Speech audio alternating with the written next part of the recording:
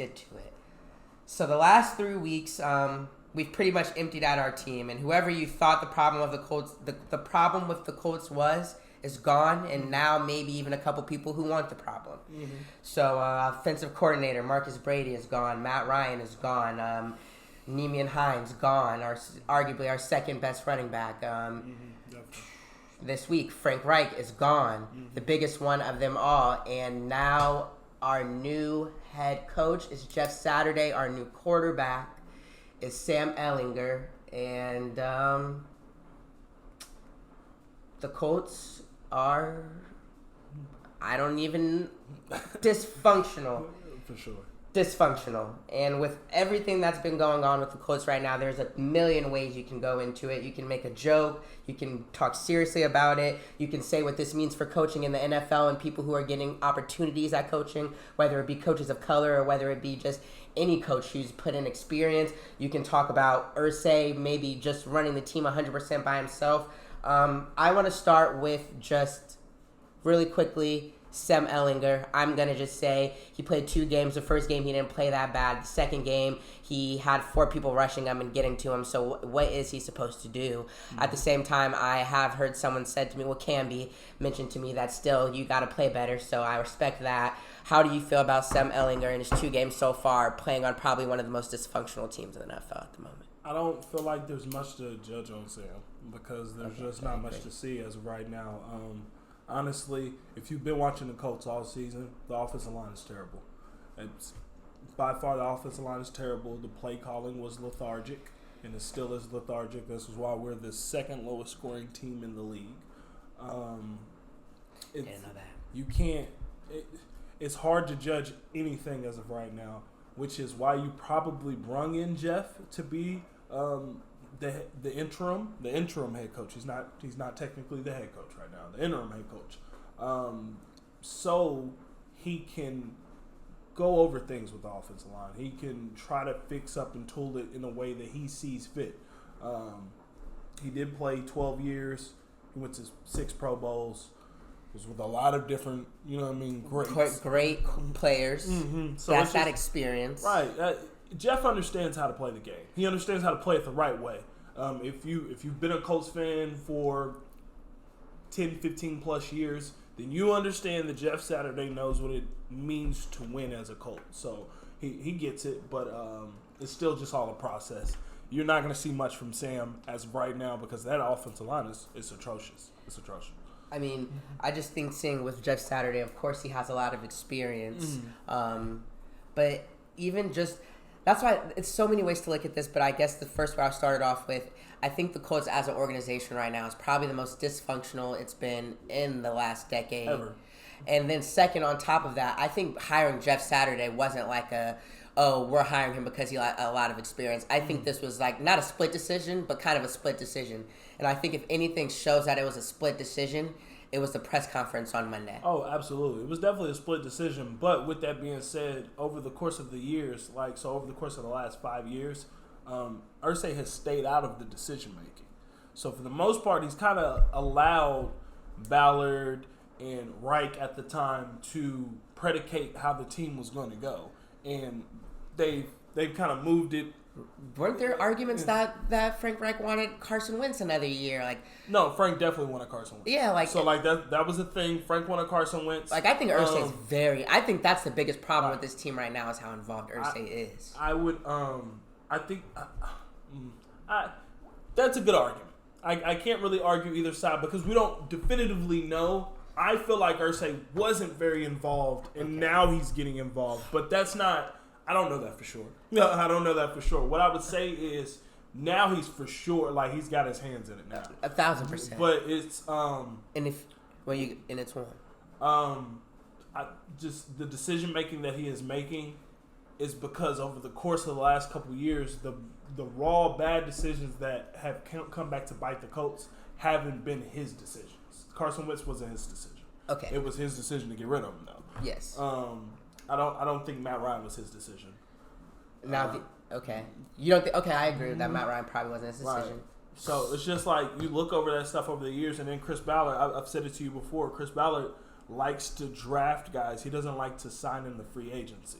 So there were probably a lot of different guys that Jim Irsay has wanted over the course of a couple of years that Chris Ballard was like, no, we can just draft at that position. We'll get them young and we'll get them. And for the most part, it's worked for us. But one can question had what those free agents would have worked as well. Where would we be right now? So it's just like, I mean, on one hand, Jim is being a control freak. On the other hand, man, this situation needs to be controlled. So it's just Fair. Yeah. Something needs to change. Right. Now, and Irsay's changing it. And I'm just going to look at the facts of what he's changed. And everything I'm about to say, I would say these are 90% Irsay decisions, and Chris Ballard probably being like, okay, I'm going to shut up and just take a back seat. Let's do it. All right. His decision to fire our offensive coordinator. Brady? Probably. Okay. His decision to fire Frank Reich. Yes. His decision to take out Matt Ryan. And after Matt Ryan, not put in Nick Foles, put in specifically Sam Ehlinger. I'm saying that's 9. We keep skipping over a step because it's not just you. A lot of people are doing this. Matt Ryan got hurt For 1 week. No. He had a shoulder sprain. That's a 4-week injury. So okay. Matt Ryan is hurt. Okay. Jim Irsay said in an interview, with Jeff Saturday, he said that when Matt Ryan comes back, it's going to be an open QB competition. It's not just Sam Ehlinger's job. That was a comment that was made by Frank Reich. Frank is fired. So it's supposed to be up in the air with Matt Ryan. So just clarification. He said that in the interview with Jeff Saturday. He said there's going to be an open. Jim Irsay said that. So that everything else, yes, is on Jim. That last decision to start Sam Ehlinger solely was a Frank Reich and Chris Ballard decision. Okay. Fair. Now with those decisions, we let me just go and say something from the press conference that I got from Irsay that was big is that I think that his main thing is winning. Yeah. At the end of the day, it's wins and losses. Everybody's good. Frank Reich did great. Matt Ryan did great. But at the end of the day, we need to win. Absolutely. Okay. And I think by win, he means win this season. I don't think the Colts are the type of team that wants to tank depending on our personality. Every single year, we feel like we got a chance every year. Okay. Do you think the decisions that he's made to completely clean house, not a third of the way of the season in, not 3/4 of the way, dab halfway when we, as you said, are right on the bubble. Right. Do you think it would have just been better? Let me not even get into that. Do you think his decisions are of a type that will get us to winning? And basically what I'm asking is, just scrapping it all out in the middle of the season and just saying, let's just do some new shit right now. Right. Is that what's going to help us get into the playoffs? Is that what's going to help us win the division? So it's funny. The beauty is we're on a podcast, so we can just be as honest as possible. I think that I think that Jim was scared that Frank would figure out a way to start winning games. The reality is we are 3-5-1. At 3-5-1, any competent front office, head coach, just anyone of competency would think, okay, let's get a top 10 draft pick. Let's get better for next year. We're 9 games through. We've only won 3. We ain't got to figure it out. Frank Reich is the type to randomly figure it out late and start winning games, and then we'd be 8-8. That is the worst position in football, is to be in the middle of the pack. If you are in the middle, this means we cannot get better.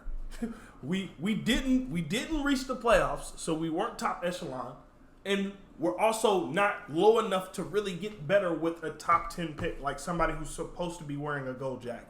Top 10 pick in the draft means you're supposed to go to the Hall of Fame.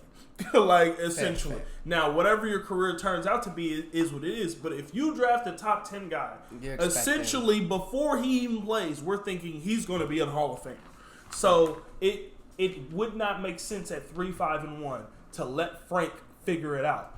Now, granted, we've never I'm 28. Over the course of the years that I've watched the Colts play, which I've probably been watching since I was 5-6 years old, we've never fired a coach mid-season. Like, that's just something that, it's not that it doesn't happen, but it's not Colts football. It's not our culture. Well, you just don't want a culture or organization. You don't want that, because you're going to have players that are going to have to make decisions in terms of signing and staying, and you don't want them to leave, basically. And you, just to throw it in there, the entire coaching staff is is also because you kept the whole coaching staff is still here. You just fired one guy, but it happens to be the guy. Exactly.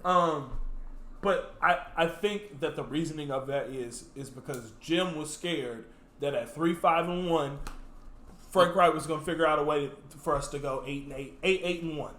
Like we were going to be 8-1. It just really just think about it. Over the years, we've always started off slow and then we figured it out late. Why would we do that at 3-5-1? So you're saying that we kind of are tanking. It's just a quiet secret tank. We're gonna put it on. We're gonna put it on to the entire Indianapolis, the NFL world. We are here to win. Jeff Saturday is here to win, but we're really here to get a good draft pick and make Jeff Saturday be interesting and get us into some talks and look. You don't. Or am I going too far? No, you don't trade Nyheim Hines for a 5th, 6th round pick unless you're tanking. Just we call it what it is. The big question I wanted to know. They've the Colts tanking? Yeah, I believe they are. They brought in Jeff Saturday. Jeff has a great amount of energy to him. He understands the game. Of course, it can help in general, but I don't think the intent is to win football games anymore. The intent is to position yourself for the future. This team, you have Jonathan Taylor. You have Michael Pittman Jr. You have Alec Pierce. We have the tight end. You got the tight end. Don't name any of the linemen. We don't know if any of them will be here anymore. And then defensively, you got studs on defense. You got Darius. You got DeForest. Yeah. We got good young safeties. You have good players. The roster is good. The roster is good. The problem is it's the direction that we don't have good players at certain positions. So when we need it late in games and we're playing teams that have those good players at certain positions, we tend to lose those games. Okay. You have to the quarterback, defensive end, corner, receiver, those have to be you have to get guys there. Yeah. You have to. So now since we're tanking and we've done a whole flip and we need to switch things, I guess, do I want to get into this conversation first or the Jeff Saturday conversation first? We're going to swing back to the Jeff Saturday conversation and get into all that. Not all, but what's in that. We're only at 14 minutes, so I think we're doing good here. Right. Let me ask, now that we're tanking, do you think what the pieces that we have in the roster being good, is this a full rebuild, or is this just we're going to have a bad half of the season, this last half of the season, and next year, the next 2 years, we're going to be right back getting the AFC Championship? So, because when I hear tanking, I want to know, are we tanking for 4 or 5 years, or are we tanking for 2 or 3 years? There's a difference to me. I don't think it's. So when you say full rebuild, I think that means you called the mechanic and he said you need a whole new car. Yeah, I don't think we need a whole new car. I think the transmission's out. You need a new transmission. You need to switch. You need to swap some things out. You might need to move some guys. You need to bring some guys in. You just need. It's like you need you got to put the right pieces in the right places. A little epiphany. You need a revamp. It's not It's we have. You have solid talent on this team that is still young. The sky is not rookie talent. Even the sky's not falling. It's not falling. You got to change some things around. It was time for Frank. Okay. Ultimately, it was time. All right, and I agree with that 100%. I think so. To answer that, 2 or 3 years. It depends on how you draft and how things come out. But it's possible. This is an NFL podcast. Just a little college background. There are a lot of good quarterbacks coming out of this draft. Bryce Young from Alabama, C.J. Stroud from Ohio State. Then you got Hendon Hooker at Tennessee, Will Levis from Kentucky. I like Anthony Richardson from Florida.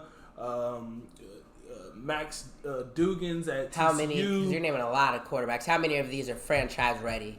I want a franchise ready one. I don't want to play. With the quarterback position, you gotta groom and you gotta come into it. The quarterback position is like a plant. If you don't water it the right way, you don't take care of it the right way, then he's not gonna come in the right way.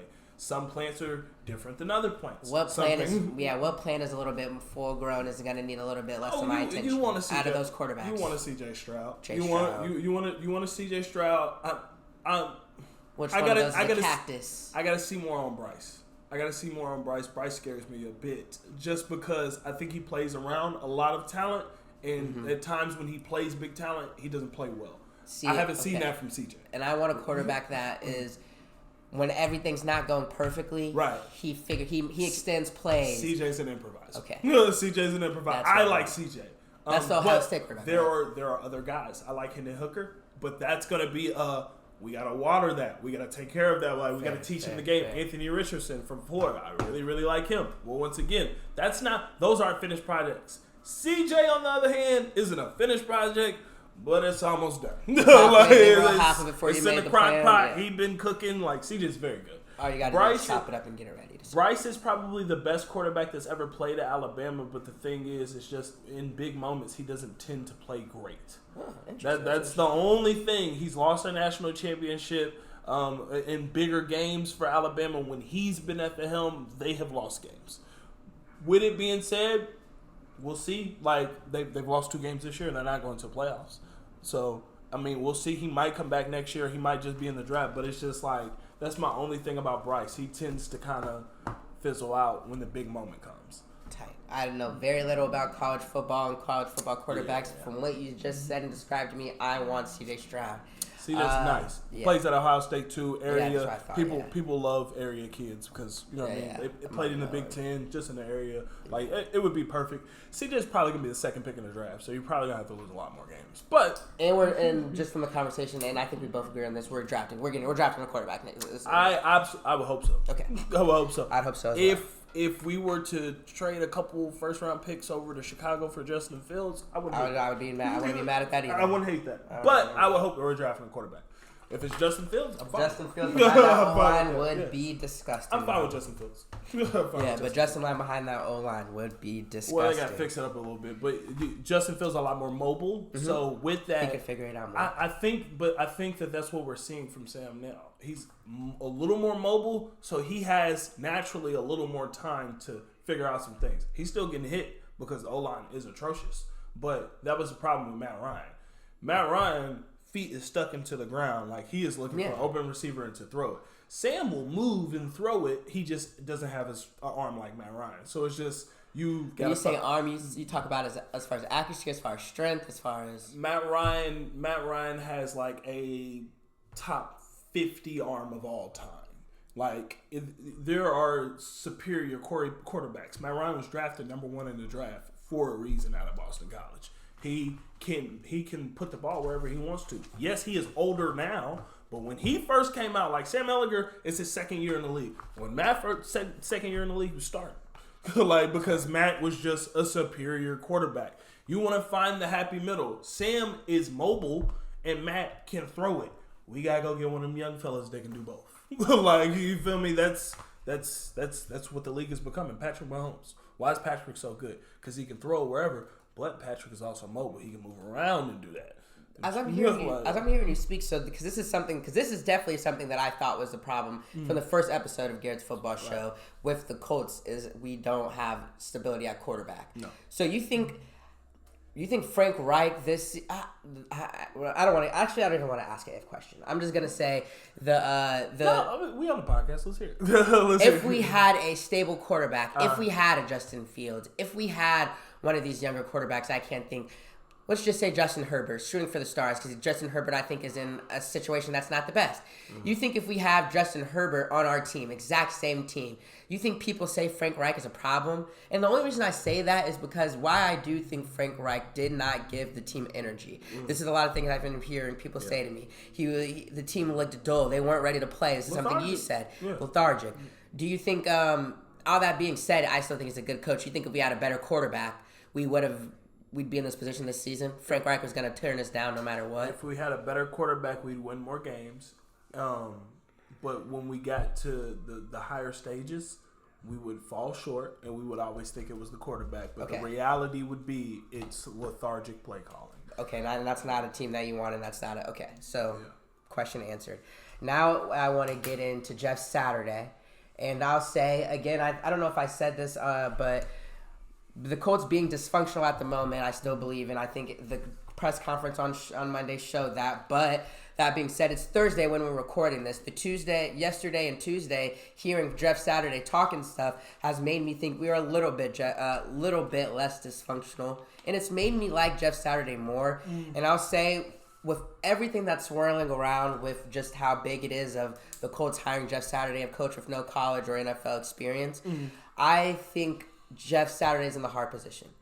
Because I'll say this is what I got from him watching the press conference and watching everything he said since it was announced on Monday. Mm-hmm. He is just someone that's taking opportunity as the perfect job. Mm-hmm. He doesn't think he's the best coach. I think he's just as surprised as everybody else that he got that call. Absolutely. But it's like I got called to be the coach of the team I played for and won a Super Bowl for and played in front of one of the best quarterbacks of all time. Hell yeah, I'm going to take it. I think he is a great person. I think he knows a lot about football. I think he will do the best job that someone in that position could do without being a coach, without having any coaching experience. I think Jeff Saturday is honestly an honest person, a knowledgeable football person. I'm saying all this because there's a but coming. But I really like Jeff Saturday, and if anybody was going to get the opportunity to be the coach of the Colts with absolutely no experience, I would probably want it to be Jeff Saturday. But, and exactly, it is, I agree with that, too. I wouldn't argue with it. But just how Jeff Saturday seems, the experience that you talked to earlier in the show about how good he is knowing what it takes to play good, especially as an O-lineman, knowing what it takes to play good. I think he's going to be able to tap in with the players because he was in that locker room. Like, he has all that, but here's the but. He doesn't deserve that job. That's just, to me, the way it shakes out at the end of the day, even if we were picking just from people in the building, he may not deserve that job. Right. So...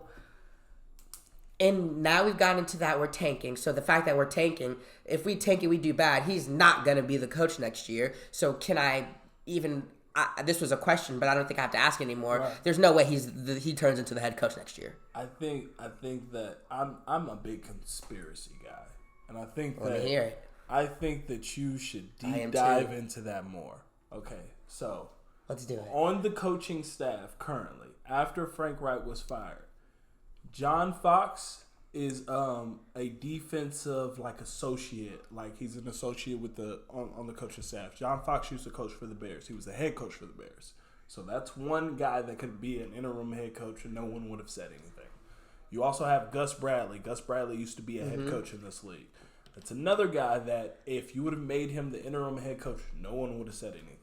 And then Bubba Ventrone, our special teams coach, he's always a candidate to be a head coach just about every year. He's not gotten a job yet, but the hopes and the thinking is in the next 5 years he will get a job. So that's 3 guys that if you would have just made the interim head coach, nobody would have said anything to you. It had just been swept right under the rug. You'd have just kept on moving, right? So it makes you question, well, why didn't he pick those 3? And I feel like it's so easy to just be like, oh, Jim Irsay's just off of doing what he does. Let's be honest, off of Perk 30. Just off the drugs, drinking, and fair.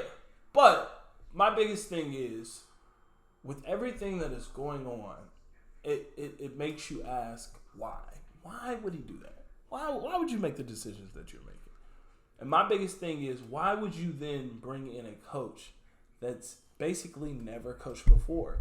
And if you were going to do that, you also have Reggie Wayne on the coaching staff. So why wouldn't you give Reggie the chance or the opportunity to do the same thing that you're basically giving to Jeff Saturday? Why? And the only thing that I could come up with and make sense of is that he probably doesn't trust anybody. I don't think Jim trusts any of the coaches. I don't think he trusts Ballard and what he has going on. I don't even think he trusts the players as of right now. So I think Jim brought in someone who is just a complete outsource, completely is connected to the situation and cares about the Colts winning, but has no ties to anyone that is still in the organization. I think he brought somebody in knowing that we're about to tank, so we're probably going to do bad, and he's going to be fired anyway. But I think he brought somebody in that's just like, hey, yo, I know they're saying one thing, but I need you to tell me the truth. I think he brought somebody in solely to tell him the truth about guys on the team in the direction in which we are going. Yes, Jeff has a good amount of energy. Yes, he knows a lot about football. Could we be wrong and he's just the best coach for the job? Absolutely. But with it being said, Jeff Saturday is an old friend who knows how to play the game right and knows when he sees bullshit. So my biggest thing is, why would you bring in specifically Jeff? And I feel like it is because he trusts Jeff, he knows Jeff, and he knows Jeff isn't going to lie to him.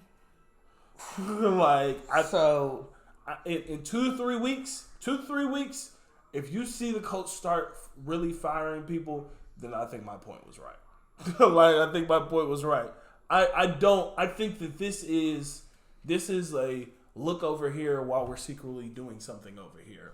It's we brought in this guy, and I know the media is going to talk all about this. But secretly, this is what I want you to do. I want you to sit and tell me where the bad apples are so I can get these motherfuckers up out of here. That's just me personally. I think that's Jeff Saturday is like a he's spy. He's a double agent. Yeah. He's a double agent. That's the only thing that makes sense to me. Wow. But that would mean I'm sorry to interrupt you because you're going crazy right now. Right. But that would be one of the most dysfunctional franchises in the league, probably the most, if we had an owner who was not trusting anybody that he decided to bring into his organization. Right. But what the hell? What if he is ready to clean house and he's just not sure? Jeff could also be coming in and being like, wait a minute, Jim. He's cool. You can keep him. You can sign him. He just needs someone he can trust. It's not necessarily to feel it out. And it doesn't have to be negative. It can be a positive thing as well. But I know that he don't really trust Chris right now. He don't really trust any of the other coaches on the coaching staff, or they would have been the interim head coach. He doesn't the players and stuff. He don't know. He just doesn't know for real. You don't know. So what would you do if I bring Peyton in? Now I really look crazy. Well, Peyton's but just think about that. Okay. He bring Peyton in. He really looks crazy now. Why crazier? Because he looks crazy now. Because you literally just brought in your legendary quarterback. You know he don't know shit on shit. You feel me? You brought in Jeff. And Payne's I feel one of the most cerebral quarterbacks of NFL. Understandable, but so we're going to throw our playbook out 8 weeks into the season, and now we're going to just do something different. That was at least the beauty of bringing Jeff in. It's not like he has a whole different system that he's going to bring in. For the most part, Jeff is just going to tool up the offensive line. The offensive coordinator is a coach that was already on the. Peyton wouldn't have done that. The offensive coordinator would have fucked around and been Eli. You know what I mean? So it would have been a whole totally different thing. So you couldn't have done that. You had to. It had to be all the problems that people are thinking with Jeff Saturday would have been skyrocketed. Okay, fair because enough. And then it's we're not even tanking now. Peyton Manning's our head coach with an Eli Manning as your offensive coordinator. You absolutely got to start winning. You absolutely. So now we're 3-5-1 with this. Now if Jim was like, okay, we're gonna bring the season in, and we bring the season in, we'll move Jeff down and he'll coach the offensive line, and then we'll bring Peyton in.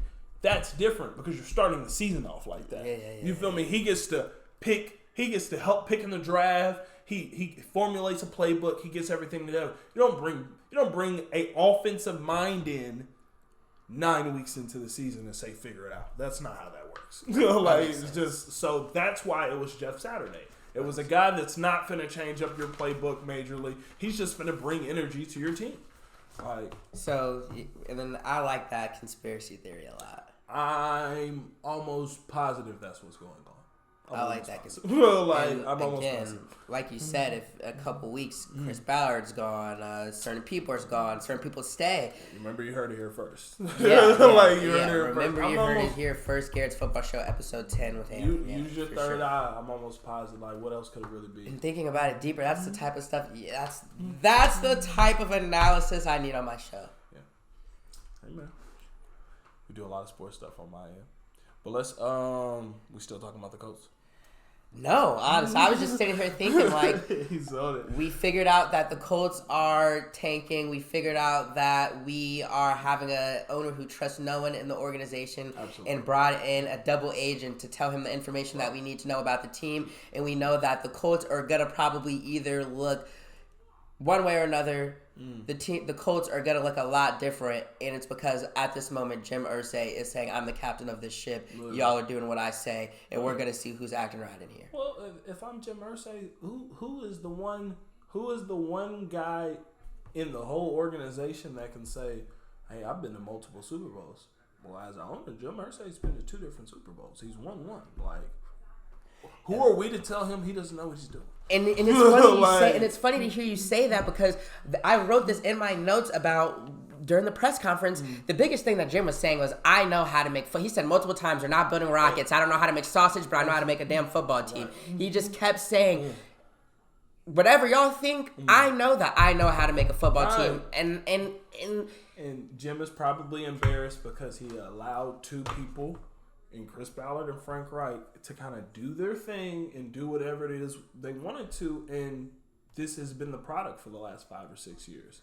Jim is probably like, okay, I just wasted 5 years of my freaking life trying to beat. Come on, bro. We about to tighten up. We didn't got beat by the Titans 3 years in a row, bro. Like, we're tired of watching this. Like, I get it because in the press conference. He came off as a dickhead, but like... He came off as a dickhead. He came off like he was not rambling. He came off like he was dodging questions. But bro, if you feel like you know what you talking about and you know what you got going on, bro, how are you gonna come off? Like, how are you gonna come off? Like, there's no polite way to go about this. We losing. We 3-5-1. I had to fire the coach on the phone. Like, you feel me? The GM sitting next to me, he wanted a different head coach, but I don't even trust what... Come on, bro. Like, you feel me? How you think it's gonna play out? It's gonna play out exactly how it is right now. Jeff Saturday is a double agent, bro. I agree. Honestly, I'm gonna think about this more off air, but just at the moment with everything, I wasn't thinking that at all, honestly. But I agree on it. I agree. I didn't give Jim Irsay enough credit. I think he's a little smarter than what everybody else thinks. You don't become a multi-billionaire by just being a dumbass and just doing drugs, bro. He's a little smarter than what you think, but we'll see. We'll see. I mean, I have nothing else I want to say on the Colts after that. I mean, I think